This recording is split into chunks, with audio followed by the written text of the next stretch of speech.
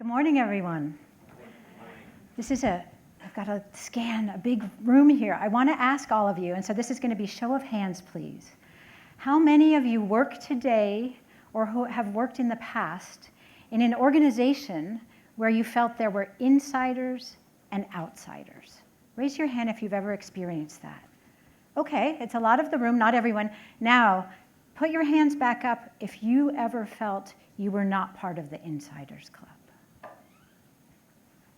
Okay, take that in. It wasn't everyone in the room. For those of you who sometimes felt you were an outsider, does anyone want to share a word of what that felt like or what that feels like? I'll share one. Isolated, lonely, exhausting. For those of you who have never felt like an outsider, I'd like you to consider how many people did raise their hand and extrapolate that to your workplaces. The need to be a part of groups, and I'm free soloing here with no clicker, so I will say next slide, please. There we go. The need to be part of groups and communities and teams is innate to us as human beings. This is how we have evolved as a species. We live in communities. This need for inclusion does not go away when we go to work. Whether we go physically to work or we go virtually to work, we need to be part of groups. When we, I should say we, because it is all human beings, when we experience being excluded, we experience pain. And you may think I'm exaggerating, but neuroscientists have done research on the human brain and have found that when we are excluded from a group, our brains register pain in exactly the same way they register physical pain. So to our brains, physical pain and social pain are just pain. And now think about this at work. Some of your staff members, your colleagues, are experiencing pain on a daily basis.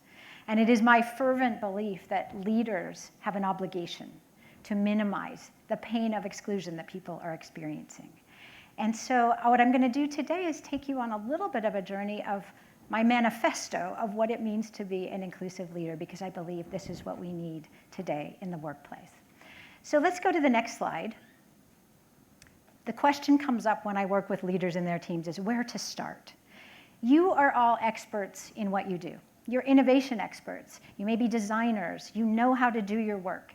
And now you're being asked, in addition to that, to become an inclusive leader, to pay attention to diversity, equity, inclusion, belonging, justice, these big topics in which I will tell you that there are very few people in the world who are experts, and I don't count myself in them. I think we are all learning.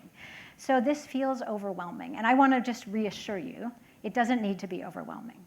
There are a few things I will tell you. One is that all of you have the skills you already need. You may need to hone them and pay attention to them a little differently. 2, small changes can have a profoundly positive impact on people at work. And 3, and this may be a shift for some of you, because we think about inclusion and culture and what we have traditionally called soft skills, which I don't like that term because I think it diminishes their importance, so we'll call them power skills here. We think of these off to the side. We think of them, I'm working on innovation, I've got to get products to market, and when I have some spare cycles, I'll step over here and do some work on culture and all these nice-to-haves. Well, first of all, I was in business for 30 years in the tech industry, and I know there never is time for the nice-to-have until we integrate this into our day-to-day work. And so this is what I would encourage, is that these small changes we integrate into everything we do, every decision we make, every policy we make, and we don't think about we'll get to it later, because we will never get to it. And it's imperative that we get to it now.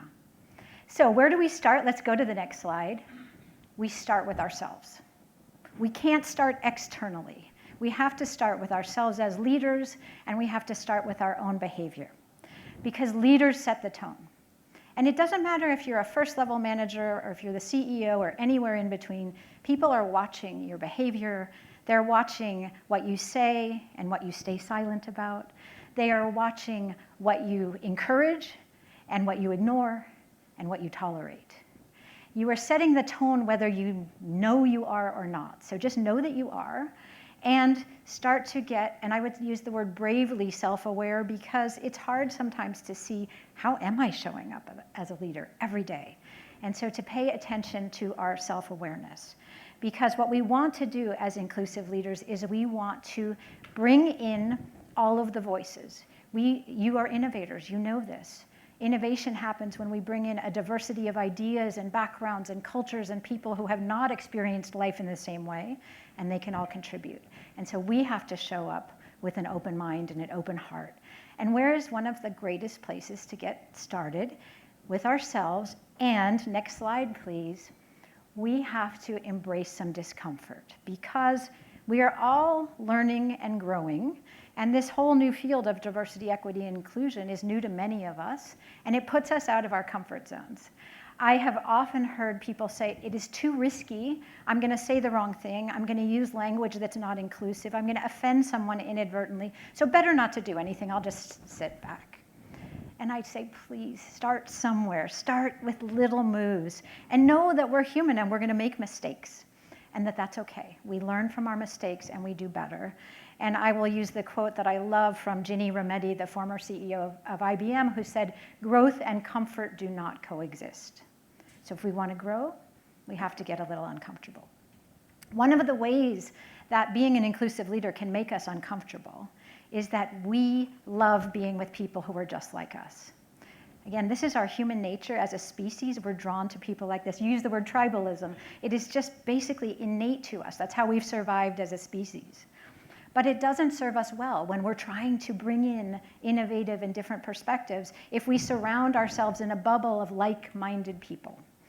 And how often have I seen a leadership team that is all homogeneous? They all look the same, they all have the same socioeconomic backgrounds, the same education, and they love being together because it's so easy and comfortable.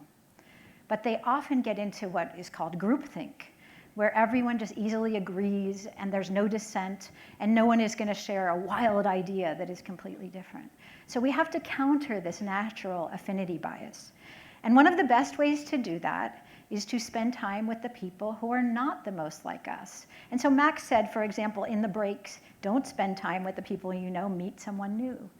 And also talking to strangers, I would add listening to strangers. And that brings me to my next slide, please.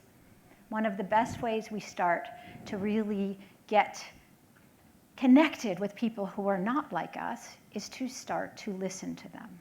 And I don't mean listen just not with distractions, because we think we all know how to listen and it's just that we get distracted, but it's much deeper than that. Often we hear something that we don't agree with, and we immediately start to think about, how am I going to respond? I need to counter this. And we're not listening anymore, right? We have just stopped listening. And so we need to get curious, to listen to the people who may challenge our thinking, to listen to the people who are coming at this from a completely different angle. And we may need to just wait to respond and instead say, I want to make sure I got this. I heard you say this. Did I understand that? Now, maybe I have a very different perspective, and that's okay. I'm going to wait until I've fully understood this person before I offer my input. So that's the beginning of getting to know people who are not exactly like us. And what will happen when we do this actively and we engage with people who really don't see eye to eye with us is, next slide please, we get defensive. We get challenged, we get defensive. What am I showing on the screen here? This is the limbic system. In the middle of that is the amygdala. When we get challenged, let's say Tom and I are we're in a meeting, and I've just presented my new strategy for innovation, and Tom says, Minette, that is ridiculous. That is never going to happen. Let's move on. What happens?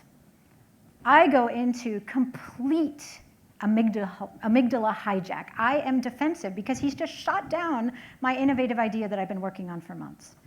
So our brain is doing exactly what it was designed to do, and that is keep us safe and alive.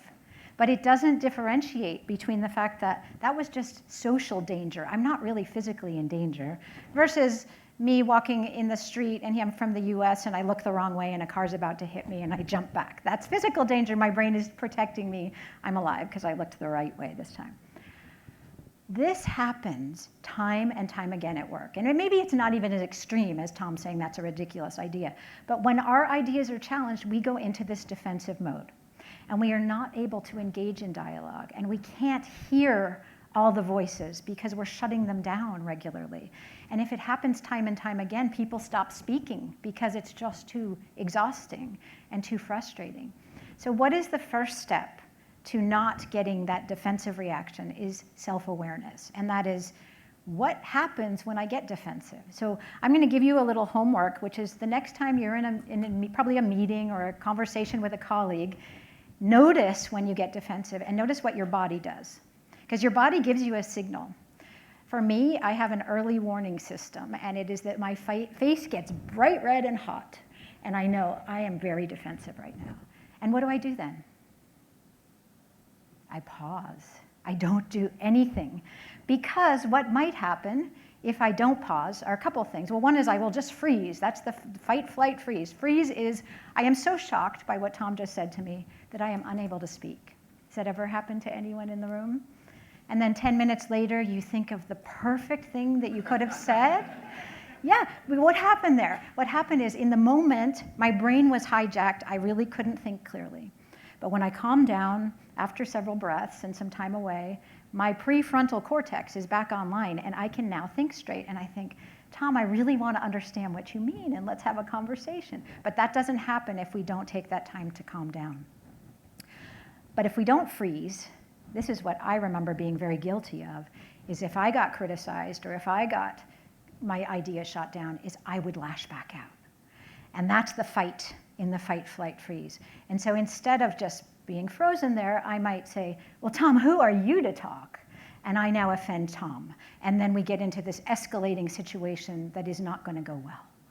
So what we want to do is be able to stay connected as human beings so we can hear all the voices and hear all the ideas without digging into our defensiveness. So I would just say we are all works in progress, and becoming aware of how we get defensive and how we can interrupt that defensive response is something we get better with practice, like anything. So pay attention to the signals and take that pause, or always have a glass of water next to you. And when someone says something that you're about to respond to in a bad way, take that one sip of water, and that'll give you just enough time to calm down and ask a curious follow-up question. Or maybe even say, wow, that just hit me kind of hard. Can you give me one moment? I want to make sure we can talk about this. And admit that you're having a human reaction. It just humanizes the workplace. Now let's move to the next slide, because I want to talk about another very important aspect of inclusive leadership. And Tom, you mentioned empathy for the customer as a very important factor that many companies are paying attention to. And I want to turn that internally and say, as leaders, we must have empathy for our colleagues and our staff members even before we start talking about customer empathy. Because we have to treat each other as fellow human beings. That is how we create a culture of inclusion, and not an us and them and an insiders and outsiders club. And just as we are more comfortable with people like us, we naturally empathize with people like us. So if I have the same kind of background and we think alike, we've connected, I empathize with you. If I see you as someone very foreign, very different from me, it's going to be harder, and I'm going to struggle with that. And here's our opportunity as leaders. The opportunity is to practice empathy for the people you don't naturally have it for, the people that may rub you the wrong way, that one person in your workplace that you don't like to work with. That's the person to practice empathy with. I see someone laughing there because it's really hard, right? I had a coworker with whom I really struggled to work. We were at each other all the time. And it was one day when he said to me, Minette, I feel like you're trying to embarrass me in public. And suddenly I realized, oh, I don't necessarily like him, but just like me, he cares about his professional reputation. And this is a phrase that is very helpful in thinking about empathy for people we don't naturally empathize with. Just like me. Just like me, this person shares 99.6% of my DNA. And just like me, this person cares about his family and her friends, etc., and we humanize one another. And so there's a big opportunity to practice empathy for the people that we don't necessarily agree with. And they will then start to feel not other, not part of the outsiders group, but part of this whole group where we are all together. Next slide, please. This is a big topic. Tom mentioned already psychological safety. If you want innovation, one of the predecessors to that is hearing from all different people with different backgrounds and different ways of seeing the world. This does not happen by default. Psychological safety is defined as, in a group setting, you believe that this is a place where you can ask a question, you can disagree with someone else. Oh, a magic clicker, thank you. You can disagree with someone else. You can even challenge the status quo, knowing you will not be marginalized, you will not be punished, you will not be humiliated. When I was in tech, my last year in tech, I suddenly became aware of the power of psychological safety. I knew about it. I'd read the research. Google did this incredible study called Project Aristotle. Has anyone heard of that study? Yeah, a couple people. It was done around 2015. They were looking for what makes the best teams. And they went on one of their Google huge research projects. And they couldn't figure it out. They thought it was like who's on the team, what's the makeup of the team. It wasn't. It had to do with how people interact on a team. And so much of it was turn-taking and listening and having each other's back. And they stumbled upon the academic concept of psychological safety. So I had read this research. I knew about it. And then it viscerally all came home to me one day when I was in a leadership meeting. It was a senior leadership meeting. There were about 100 of my peers in the room. The senior exec was having an Ask Me Anything session. And he said, okay, now's the time for the hard questions. Ask me anything. And so people were asking him questions, and I realized I had a question I wanted to ask on behalf of another group. I was the executive sponsor for our employee resource group for the Black people in the company, which was a very small minority of the company. And they had just seen the results from our first ever diversity and inclusion survey. They had been presented, and it was kind of presented like, well, we did our first survey, the results aren't too bad compared to our peers. And that was all the information that was shared. So they came to me as the executive sponsor and said, Minette, what's next? Like, do we just do this survey and nothing else happens? So I thought, perfect, this is where I can get this question answered that I can bring back to the Black ERG. So I raised my hand and I shared that. I said, they're not happy that we haven't come up with an action plan. What's next? And I thought I would get a reasonable answer. Maybe we haven't thought of it yet. But instead, what happened is the CEO at the front of the room erupted and screamed at me, Minette, you're a leader in this company. It's your job not to encourage these kinds of complaining conversations and not to encourage this behavior. And he yelled at me in front of 99 of my peers. I was devastated. I was embarrassed. And what happened was it wasn't just me who was affected by that. It was the entire room, because everyone in that room realized it's not safe. So we need to come up with different ways of behaving. And really, he later apologized to me and said, I'm really sorry I got defensive. So come back to that pause. How this might have played out if he had paused for that split second, taken that sip of water, and said, thanks for the question. I don't have the answer yet, but I'm committed to getting back to you with it. What would have happened then? We would have all continued and felt like this was an okay place to ask questions. So I would say there's a lot to psychological safety and to creating it, but the first place is to just admit that I do not see everything, I do not have all the answers, and to ask questions like, what am I missing? What am I missing? Or what as a group have we missed? And one thing I will mention is that a lot of people come into a meeting and say, this is a safe space. Have you ever heard that? Do you believe it? Not usually, right? And why do you not believe it? You don't believe it because you don't have proof, right? You haven't seen it in action. So he said, ask me anything. I naively believed it was okay and it wasn't. But over time, if we really can ask those hard questions and there are no negative ramifications, then we keep bringing them up and the new ideas emerge. That's what we have to continuously work on. The best place to practice everything that I've just been talking about, whether it's listening, whether it's not going defensive when we get defensive, whether it's practicing empathy and psychological safety, is in how we run meetings. Because meetings by default are not particularly inclusive. There's lots of research showing that in a meeting of 10 people, usually 2 to 3 people do all the talking, and 7 or 8 of them stay silent. And it's not because they don't have great ideas. It's because they can't get a word in edgewise often, or they're interrupted when they do speak, or they're ignored. And so we have to put norms in place. And I would say meeting rules, rules of engagement. How do we as a group, and you can decide this with your groups, how do we want to run meetings in a way that is inclusive and we can hear all the voices? And as we know, there's so many meetings that look like this now, where some people are remote and some people are in a room. How do we not have an us and them, that the people in the room are having a better experience than the people online? Well, maybe we do turn taking. Maybe we say no one speaks twice until everyone speaks once.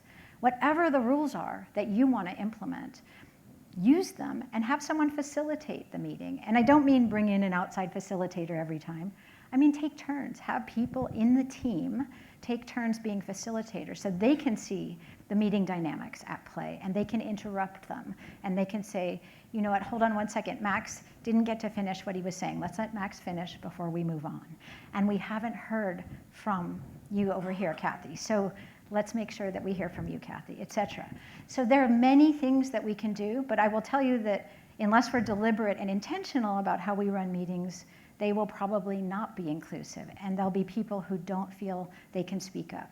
Some of that is just giving them time to prepare. Remember, not everyone thinks on their feet, and so you might send an agenda and say, we're going to be talking about this. Come prepared to discuss it, read this pre-read, and then we're going to hear from everybody. So the people who are more introverted or shy or don't have English as their first language or are neurodivergent, all the ways we're different and we feel like we can't participate, they have better time to prepare. And then I think our digital tools now are amazing inclusion boosters, actually, because in a room, there was always the loudest person speaking. But now we can use chat and polling and online whiteboards and digital tools for design thinking so everyone contributes their ideas. And I noticed even my own team that I led several years ago, the quietest person in the room who never spoke up in meetings, when we put out the Post-its and said, let's generate some ideas, he was the one who had the best, most innovative ideas, but he didn't feel comfortable speaking. So that's how we really invite all of the voices and foster innovation. So what I would say to you is that please consider any and all of what I've talked about as a daily practice, not something you do off to the side later when you're not going to have time, but instead every meeting, every interaction, every policy that you develop, bring in the lens of inclusion and practice, because we won't get it right the first time. We have to constantly iterate. So you don't have to answer this out loud, but will each of you commit to doing one thing differently in your next meeting, but even today, when we have a break, when we have lunch, would you maybe interact with someone you wouldn't normally interact with? Or listen to someone in a different way, in a more open-minded way? I'll ask everyone to commit to something. I want to leave, this is an important thought. We can't underestimate the need for people to be heard, seen, and respected, which is what inclusion is all about. So I invite every single person in this room to challenge what you think about leadership and behavior and join me, because I believe we need a whole new paradigm for leadership. And I invite every one of you to become the boldly inclusive leaders that this world so desperately needs. Thank you.